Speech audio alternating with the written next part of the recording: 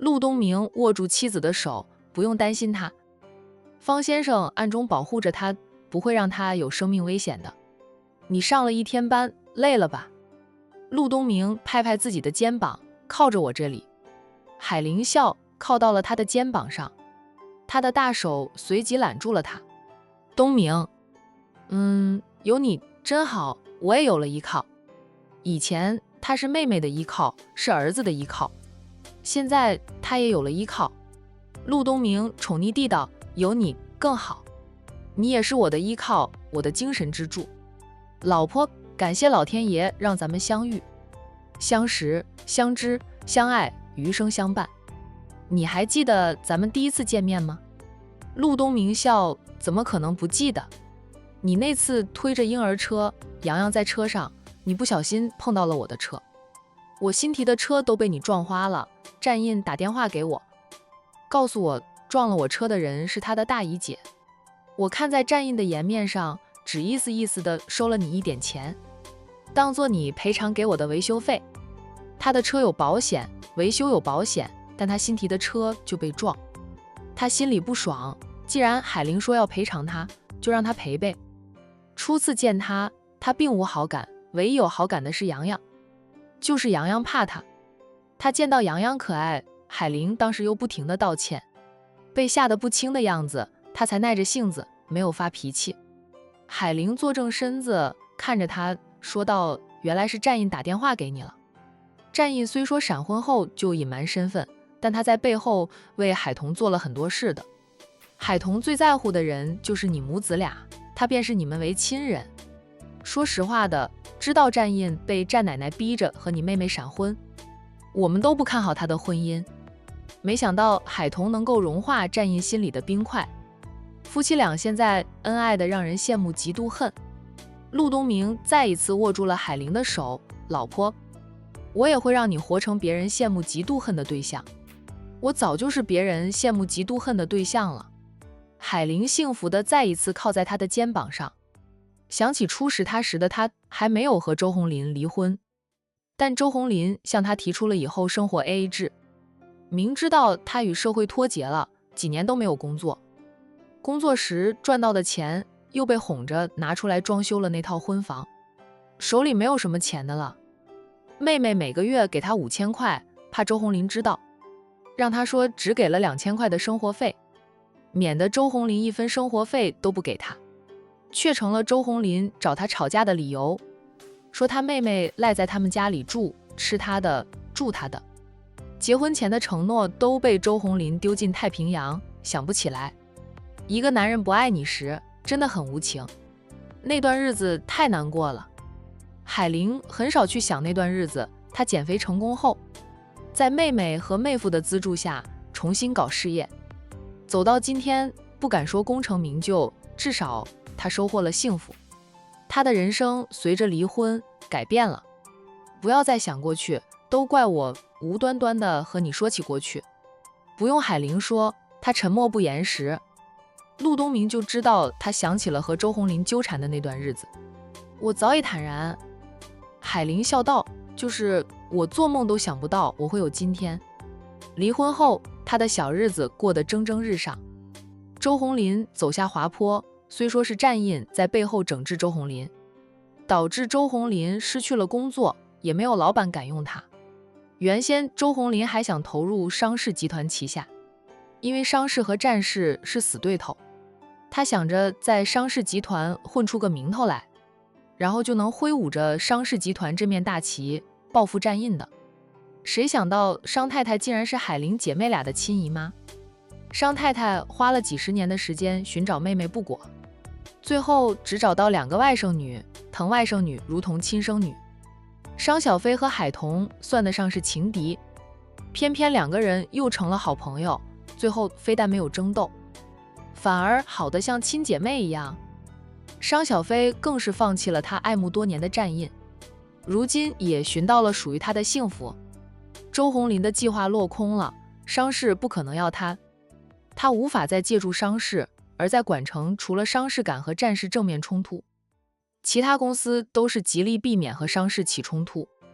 就那样，周红林找不到了工作，只能跑网约车赚点生活费。对比前夫过的日子，海玲简直就是掉进了蜜缸里。陆东明在她的脸上亲了亲，我们会越来越好的。海玲笑，是的，他们会越来越好。我打个电话给洋洋。海玲想到了儿子，掏出手机，平时忙得深更半夜的，今晚能早回家，这个点洋洋应该还没睡，咱母子俩好好的唠叨几句。洋洋骂死我了。陆东明笑道，说我又不告诉他，来了江城，说我是过来工作的，他不信，小子鬼精得很，傻子都不信，洋洋又不是傻子。海玲打的是视频通话，海彤接了，姐。海彤看到姐姐，先笑着叫了一声姐姐，姐今晚好早，不用应酬。刚从酒店出来，在回家的路上，想着今晚没有什么事了，趁洋洋还没有睡，打电话给他。平时我忙，他来电时夜已深，我怕影响他上学，没说几句就让他休息。海彤看到姐姐是坐在车内，旁边似乎是他的姐夫，他说道，洋洋还在1楼陪着我公公下棋呢，小家伙学棋了，都还没有完全弄懂呢，就敢拉着战印的爸陪着他下棋了。战伯没有出去。海彤笑道，奶奶带着我婆婆和2位婶婶去了穆晴那边，现在还没有回来，说要等我生娃时他们才回来。我公公在家里无聊，就过来跟我们同住一段时间，天天帮着我们送洋洋上幼儿园，又接洋洋放学，陪着洋洋写作业、练字、练琴、下棋，还带着洋洋去健身，有个孩子陪着，我公公说才不会无聊。姐，你等会儿，我下楼去让你和洋洋聊聊。海彤拿着手机，边和姐姐说话边往房外走去。海玲在电话里叮嘱她走路慢点，不用着急，小心下楼梯。妹妹起身时，海玲看到妹妹的肚子似乎又大了不少。姐，我不是小孩子了。下楼梯还要叮嘱她，不管你多少岁，在姐姐眼里，你都是个孩子，是我妹妹，比她小5岁的妹妹。海彤还在楼梯上，就冲楼下的外甥叫喊，洋洋，你妈妈来电话了。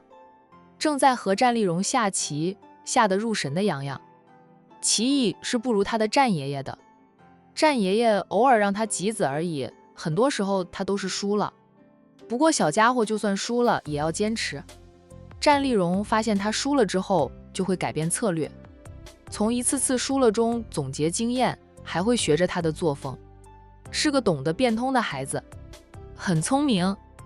战丽蓉想，这或许就是他们一大家子都喜欢这个小家伙的原因吧。聪明、好学又懂事，长媳很快就要生了，他的长孙以后若像洋洋这般可爱，多几个孙子他也不会嫌弃的。战爷爷这一盘先停止，等我听了妈妈的电话再接着下。战丽蓉笑道，洋洋，你很快就要上楼休息，明天还要上幼儿园呢，这一盘棋留着明天傍晚再继续吧。爷爷保证不会乱动棋子，这局面保持到你放学回来。洋洋没有意见，他起身开心地跑向海彤，从海彤手里接过了手机，看到视频中的妈妈，他开心地叫喊，妈妈，你今天这么早就下班了吗？妈妈在车上，是要去和客户谈生意，还是在回家的路上？妈妈，你是住到了新家里吗？新家是不是好大好大，比我们现在住的房子还要大？有一副家里那么大吗？妈妈什么时候回来接我过去玩？我都迫不及待的想去咱们的新家里看看了。小家伙像机关枪似的，一下子就问了好多问题。不等海玲答话，他又问我陆叔叔呢？陆叔叔不敢见我了吗？他总是偷偷跑过去陪妈妈，都不等我放假带着我一起去。我知道的，陆叔叔嫌弃我是电灯泡了，他想和妈妈过两人世界，就不带着我一起过去。坐在海玲旁边的陆东明一头汗，他赶紧凑过来，让洋洋能看到他，并解释，洋洋，陆叔叔没有嫌弃你，从来没有嫌弃过你，陆叔叔真的是来江城出差的，陆叔叔在这里也有生意，总要过来看看。处理一些生意上的事情，不过是恰好是江城而已。你还在上学，只有周末才能休息，不方便等着你一起过来，等五一放假了，陆叔叔就回去接你过来，陪妈妈过五一假。洋洋说道。放五一假，我小姨都生小宝宝了，到时候我妈妈会回来陪我小姨，我还过去做什么？她是年纪小，不过大人们说的话，她都听在耳里。大家都说小姨还有2个月就要生宝宝了，现在距离五一假也是2个月，恰好就是小姨生小宝宝的时候。妈妈说过的，等小姨生宝宝，她会回来陪着小姨，她也要陪着小姨照顾小姨生的小宝宝。她要当哥哥啦，就要有大哥的样子，天天都陪着小姨肚子里的小弟弟说话。等小弟弟出生了，她要第一个抱小弟弟，站印，去小孩子靠边站。她是当爸的，理应她第一个抱孩子，哪里轮得到洋洋这个小屁孩了？刚出生的宝宝软绵绵的，也不敢让洋洋抱，洋洋自己都是个几岁大的孩子，还需要照顾呢。陆东明，那就暑假时间长，可以住2个月。等你幼儿园毕业了，转学到江城上小学，就能天天看到妈妈了。陆叔叔的生意也转到江城，那样咱们一家3口就能团聚。陆氏集团在江城市有生意，不算很多。海林以后要常驻江城，陆东明已经加大了在江城的投资，开发新市场就需要他这个总裁坐镇，正好留在江城陪着老婆儿女。洋洋撇撇嘴，好吧，妈妈，你还没有回答我的问题呢。洋洋的注意力回到了妈妈身上。海玲笑道，妈妈今晚轻松点，不用应酬到深夜。现在回家的路上，等会儿你就要休息，所以先打电话给你。洋洋，想妈妈吗？妈妈好想你。想，洋洋也好想妈妈。妈妈，我们的新家，你到时候拍个视频发到小姨的手机上，那样我就能看到了。小姨告诉她的，妈妈现在不是住在酒店里，而是住进了他们在江城的新家。小姨还说那个新家很大，很多地方给她奔跑，完了就是一个人玩都不会闷的了。洋洋就特别期待，想早点去新家看看。暑假的时候邀请龙婷过来，可以住在他家里，因为新家足够大了。他去龙婷那里都是住在龙婷家里，龙婷过来找他玩却是住酒店。洋洋觉得自己待客不周，现在好了，他有好多家，每一个家都有好多房子。他的小伙伴过来找他玩，他随时能安排小伙伴们住下。小家伙居然想了那么多。海玲笑道，好，明天早上妈妈起来晨跑时，就拍一下院子的视频给你看。你的作业都写了吗？也要练练字，练琴，练功，都要坚持下去。洋洋答道，妈妈，这都什么时候了？我怎么可能还没有完成作业？那点作业，我分分钟就能写完。我刚才和战爷爷下棋，那洋洋赢了吗？洋洋的小脸有点红，不好意思地答道，没有，我次次都输给战爷爷，战爷爷好厉害。我虽然输给战爷爷，能学到战爷爷的本事，我跟其他小朋友下棋都是赢的。洋洋说到后面又自傲不已。听着小家伙和妈妈通电话的战丽蓉对儿媳妇说道，怪不得洋洋最近总缠着我陪他下棋，原来是偷学我的棋艺。海童笑道，洋洋还小，再学几年10几年都达不到爸的火候。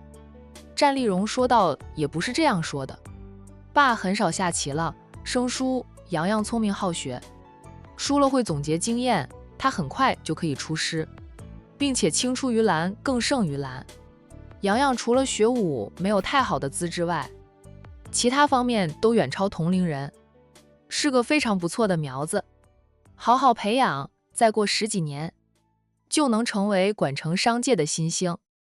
海童宠溺地摸了摸外甥的头，并将外甥拉近前，他坐下，让外甥窝在他的怀里听电话，也方便他和姐姐说话。这边海林和儿子通着电话，母子俩有着说不完的话。那边的凤晴还没有回家，她和海玲分开后说要回家的，不过最后还是去逛街了，因为时间还早，路上的车辆太多，就是傻子都不会选择在这个时间段动手。为了配合他哥哥的阴谋，他只能选择去逛街，逛到深夜了再回家，那样郑一帆他们就好动手了。方瑶发信息告诉他，他的2个养哥哥和2个亲哥哥在他回家的半路上潜伏，等着他回家时就开车撞上他的车，若能当场撞死他最好，撞不死他就绑走他。郑一帆在某一处还没有开发的海边等着了，他们的计划是将他剁了，然后抛尸大海，让海里的大鱼分食他的碎尸。真狠呀！亲兄妹呢？那就让他们在监狱里蹲到老吧，不要出来害人了。方瑶说，只要他们进去了，还能让他们在里面被其他犯人特别的对待。若是不想他们活着出来，随时都可以。凤晴没有给方瑶答复，她想等过了今晚再决定。若是到最后哥哥们后悔了，对他手下留情，那他也会手下留情。若是他们一条黑路走到底，那就让他们进去蹲到死。凤晴带着几名保镖逛街，给自己买了几身新衣服，也给方瑶买了几套，然后又去珠宝店刷卡，买了几套珠宝，又给方瑶买了几条领带，1块名贵的手表。等方瑶任务结束，光明正大回到他的身边，他将礼物送给他，他肯定很开心。方瑶对他的爱比他对方瑶的感情深，他随便送点东西给方瑶，方瑶就能乐上好几天，走路都是带风的。凤晴慢悠悠的逛街，可他觉得自己慢悠悠的逛了。等他从珠宝店出来一看时间，才晚上9点多。凤晴，怎么才9点多？我以为过去很长时间了呢。街道上人流量大得很，很多人的夜生活才刚开始呢。跟着凤晴的一名保镖忍不住说了句，大小姐都是直奔一间店，然后在里面一通买，刷刷就出来了，然后又直奔一家店，重复着刚才的动作，挑东西爽快，付钱爽快，既不挑3拣4，又不讲价还价，这么爽快，速度快，花的时间自然就少了。他习惯了，平时工作忙，若是想自己出去买东西，都是直奔目的地，买了就走，速战速决。别人都是怎么逛街的？佩服他们一逛就是1个晚上。凤晴买了衣服，又买了珠宝，现在实在不知道还要买什么东西了。她什么都不缺，今晚买的东西都是为了打发时间买的。最后，凤晴带着几名保镖进了一家咖啡屋，在里面给他们点了人均1杯咖啡，她自己也1杯。今晚注定是不眠之夜，喝1杯咖啡提提神，一直待到深夜11点，凤晴才带着几名保镖离开咖啡屋。她感觉到有人跟踪她，跟踪了1个晚上，保镖们也察觉到，但被她拦着，不许他们打草惊蛇，任由那几个人跟着她。不用问也知道是郑一帆的人跟踪她。郑一帆兄弟3个早早就做完了手里头的事情，正常时间下班不加班，他们如今又不用应酬，晚上闲得很。凤晴上车后，忽然接到了钱大嫂打来的电话，她接听了。大嫂，阿晴，我已经不是你大嫂了，你叫我姐吧。凤晴马上就改了称呼，姐，这么晚还没有睡，怎么想起来给我打电话了？我的侄儿女们还听话吧？现在开学了，他们都回了学校，姐也能轻松点。大嫂离婚后，带着几个孩子回了娘家生活。不过在过年的时候，大嫂就带着儿女从娘家搬出来，搬进了她自己名下的一栋联排别墅里住。虽说跟她以往住的那种大别墅无法比，好歹是她自己的家。凤晴猜测大嫂会在过年时从娘家搬出来，与很多地方的旧俗冲突了。那些旧俗是离婚女儿不要在娘家过年，甚至出嫁女都不让回娘家过年，说会影响娘家兄弟的运气。大嫂的娘家不能说对她不好，以前还没有离婚，与凤家是亲家的关系，她娘家在生意场上得到了不少的好处。只要她大嫂回娘家，娘家父母及兄弟都对她大嫂很好。离婚了，凤家又发生了大变故，就是凤晴这个亲小姑子不接管凤氏的一切，加上又离了婚，两家不再是姻亲，反而有点结仇。大嫂在娘家的待遇大概也发生了变化吧。凤晴在心里叹口气，人性如此，太现实。开学了，都送回了学校，我轻松很多。阿晴，你现在哪里？回家了吗？凤晴答道，下午谈了生意，晚上和客户一起吃了饭。晚上没有应酬，回家里又早。我在外面逛街，现在准备回家了，刚上车。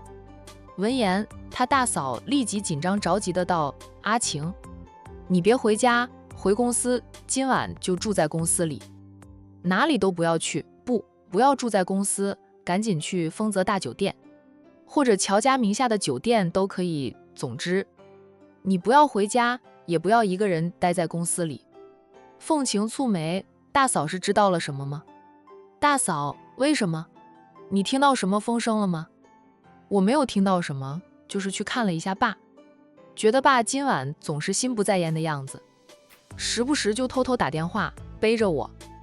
我偷听了几句，好像是你大哥想绑架你还是怎么样，我听的也不是很清楚。我不敢在他家里打电话给你，就赶紧回来了。半路上有打电话给你，你不知道和谁在通电话，打了几次都在通话中，以为你还在公司里加班，我又赶去了公司。听公司的保安说，你下午出去后就没有再回公司。凤晴说道，大嫂，你可能听错了吧？虽然我和大哥关系不算好，好歹是亲兄妹，他绑架我做什么？我刚才在电话里安排一下明天的工作，所以一直在通话中。阿晴，小心为上，你妈走后留下的大笔财产，你3个哥哥得到的都不多，他们可能想绑架你，然后逼迫你将你妈留下的财产都交出来。他们什么事做不出来？他们也从来没有将你当成妹妹看待。总之，你听姐的，不要回家。凤晴心道，他等就是等今晚，岂能中途而废？姐，他们是我的亲哥哥、亲爸，平时对我也就是语言上攻击，还没有真正对我做过什么。没事的，我身边也有保镖。凤晴的话让他大嫂明白，这个家凤晴还是要回去的。叹了口气，大嫂叮嘱地道，那你小心点，若是不对劲，赶紧报警。阿晴，以前我们对你是不好，但后面我已经看透了你那些家人，也醒悟了，你还帮了姐不少，也是我几个孩子的亲姑姑，我希望你能够好好的。凤晴知道现在大嫂对她是真的关心，从她捅穿了3个哥哥在外面养小三，她站在3个嫂子这一边，3个嫂子对她就改观了，特别是大嫂。兄嫂闹离婚时，她一直站在大嫂这一边，帮了大嫂很多忙。如今大嫂名义上不再是她的大嫂，但在凤晴的心里依旧是她的大嫂。姐，我会的，我会好好的活着。你让孩子们认真读书，他们若是没有本事，他们奶奶留给他们的家产，他们会守不住的。家里发生了那么多事，好好一个家散了，他们变得懂事很多了，如今一个个都认真读书。凤晴欣慰地道，那就好。姐，很晚了，你休息吧，我在回家的路上到家了，给姐发个信息，不用姐担心。好。曾经的姑嫂结束了通话，凤晴看着车窗外，路上的商铺很多都关了门，行人也不多了，就是来往的车辆亦少了。凤晴今晚没有回凤家大宅，海玲已经搬进了凤家大宅居住。哪怕海玲没有让她搬家，但是凤晴也不想回去了，在那里住了3年，她始终无法将凤家大宅当成自己的家，没有归属感。可能那里终究不是他的家吧。在回凤家之前，他在公司附近已经买了一套大平层的。回到凤家后，为了补偿他，母亲接二连三给他买房子，有带着院子的别墅，也有大平层，还有整栋带着商铺的。这种带着商铺的楼房就是二手楼居多。母亲买下来给他出租出去，每个月能收一点租金。还有不少商铺，他发觉母亲很喜欢买房子，商铺住不了那么多，就出租出去，然后收取租金。大概母亲原先的梦想是当一个包租婆吧。凤月在年轻时就买了不少的地皮建房，有些地皮建成了公司以及不少楼房和商铺，有些后来遇到拆迁被征收后赔了不少钱。他走后，凤晴按照遗嘱分配，继承了母亲90%的遗产。统计母亲的财产时，凤晴才知道她这个妈真有钱，比她想象中有钱。仅是每个月收到的租金都非常可观，怪不得她的哥哥们知道母亲改了遗嘱，私产大部分留给她时气得跳脚，甚至想到了除掉她。她未婚无后，死了，她的家产自然就由她的父亲以及3个哥哥继承。他们就是打着这样的主意，弄死她，继承她的一切，那样就算他们无法再留在凤氏家族，也能过得很潇洒。只要他们不乱投资创业，仅凭母亲留下来的那些钱，他们3辈子都花不完。大小姐有一辆大货车尾随着我们，坐在副驾驶座的保镖扭头对凤晴说道。凤晴神色不变，说道：加速，让他们追赶。前面的路弯道多，大货车车速过快，转弯容易翻车。开着大货车跟上来的想必就是他的那2个养哥哥吧。也不知道郑一帆给了他们多少钱，让他们兄弟俩不管不顾地开着货车追赶他，制造车祸吗？司机立即按照凤晴所说的去做，后面的那辆货车也加大油门，很快就到了那段弯道多的路段。不仅弯道多，下坡路也多，转弯时车速太快，最容易出事。大货车司机没有做好送死的准备，看到前方是弯道，本能的减速，这样等他们转过弯时，凤晴的车子早就不见踪影。货车司机立即刹车，靠边停车，然后打电话。他并不是凤若的亲哥哥，而是凤若亲哥又请来的帮手。司机就是打电话给凤若的大哥。等到对方接听电话后，他说道：大哥没有撞上他，他的车子小，跑得快，弯道太多，我的是大货车，不敢开那么快，怕翻车。现在跟丢了，你们在前面等着的留一点。凤若的亲哥哥还有郑家老2、老3带着人在前面等着呢，丢不了，他回家只有这一条路可走。你继续开着车追赶而来，我们在前面拦着，就算撞不上他，前无退路，后有追兵，他就无法回头。只要他下车，就落入我们手里了。郑家老2和老3带了不少人和他们一起等着。凤晴身边只有4名保镖，哪怕那4个保镖身手了得，他们这么多人打败4个保镖还是很容易的，主要是他们都带着凶器。今晚跟在凤晴身边的保镖，他们也不打算留着，全都灭口，一个不留，全都剁了，扔进大海里喂鱼。等到姓方的回来，想找也找不到了，然后他们拿着报酬回老家，带上家人远走高飞，拿着郑一帆给他们的几百万，换一个地方生活。不能说大富大贵，省着点花，小日子也能过得不错的。凤晴一行人短暂甩掉了大货车后，保镖问他：大小姐，我们接下来怎么做？什么都不用做，往前开就行。无法制造意外的车祸，他们只能亲自动手。我猜的没错的话，他们在前面等着我的了。等会儿你们小心点，别丢了性命。凤晴叮嘱保镖们。大小姐，我们知道。他们担心的是大小姐，想到方先生带着人在后面跟着呢，他们又放下心来。有方先生在，不会让大小姐有性命之忧的。凤晴猜的没错，他一行人开着车先驶了10几分钟后，果真看到前面还停着一辆大货车。大货车停在路中间，让他的车子无法通过。在大货车的前面，还停着好几辆黑色车身的轿车。用脚趾头想，也知道郑一帆他们就在那几辆黑色的轿车上。来了来了！凤晴闭了闭眼。大小姐。保镖扭头看凤晴，凤晴睁开眼睛，平静的道：停车，但不要下车，等他们有动作了。万不得几时才下车，记住保护好自己。大小姐，我会保护好自己的，放心，我这个人很惜命。我的人生路还长，好日子还没有开始呢，哪舍得死。凤晴轻笑，笑意未达眼底深处，她的眼神深处有的是悲哀。兄妹之间最终走到了你死我活的这一步。说来她的亲情缘真薄，出生后就被坏人调换，跟在养父母身边，吃不好穿不好，得不到他们的关心。回到亲生父母身边，他以为真正的被亲会对他很好，谁知道他们同样对他不好。他明明有很多亲人，依旧孤身一人，真正关心他在乎他的反而是方瑶和海玲这些人。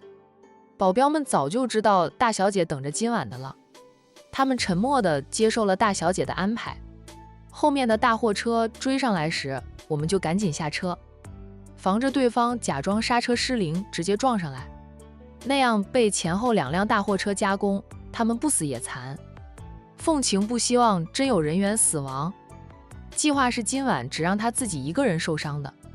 大货车的司机似乎在检查自己的车出了什么问题。等到凤晴一行人的车辆停下来后，郑一帆他们也不急着行动，因为后面的追兵还没有追上来，他们现在就对凤晴动手，凤晴还可以开着车逃跑。几分钟后，大家都看到了后面开来的那辆大货车。这个时候，凤晴率先下车，他的保镖以及司机也跟着下车。他们一行人快速穿过应急车道，跳到了公路护栏外面，然后再往前走。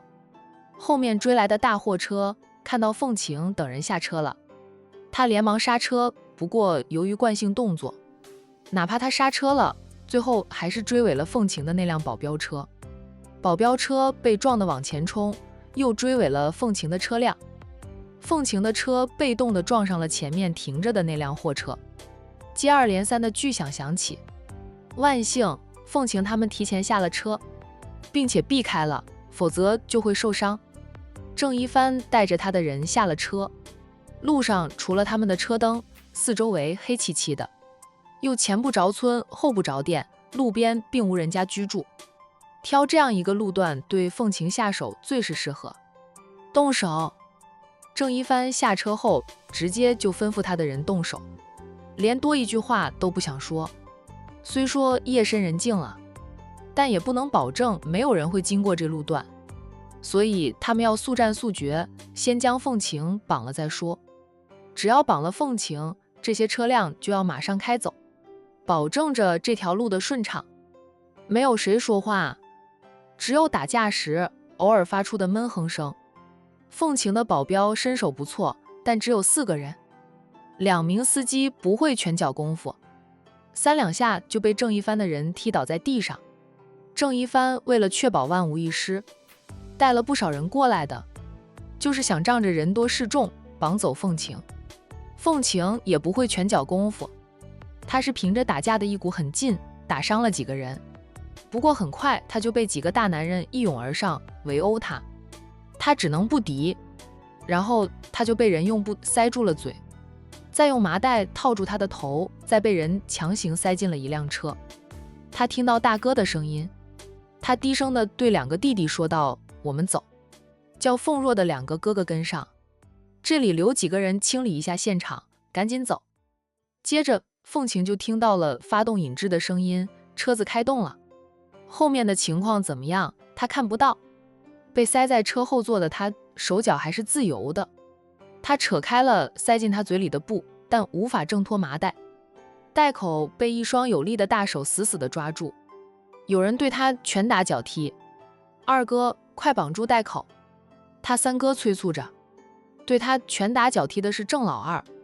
二哥3哥，我知道是你们，你们想做什么？放开我！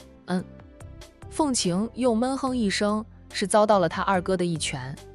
他两手紧抱住头，避免被他们打到头，身上就不知道挨了多少拳。